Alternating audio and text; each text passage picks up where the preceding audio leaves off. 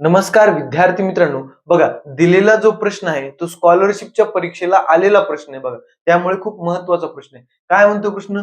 रेखांकित भागाची शेकडेवारी काढा.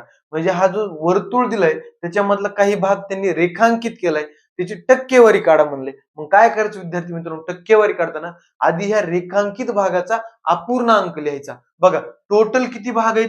1, 2, 3, 4, 5, 6, 7, 8. किती भाग आहेत? 8. मग अपूर्णांक लिहिताना पूर्ण भाग आपण छेदामध्ये लिहितो. त्यापैकी आपल्याला रेखांकित विचारले. रेखांकित किती? 1, 2 म्हणजे 2 भाग वरी. याची काय काढायची आपल्याला? टक्केवारी काढायची. टक्केवारी काढायची म्हणलं की गुणिले 100 करायचं. गुणिले 100 करूया. चला आता काटाकाटी करू. बेक बे बेचोक 8. आता काय राहिलं? वरी 100 खाली 4. 4 एक 4, 4 दुनी 8, उरले 2, 4 25 म्हणजे किती टक्के आलं उत्तर? 25%. म्हणून विद्यार्थी मित्रांनो पर्याय क्रमांक काय येणार? 2.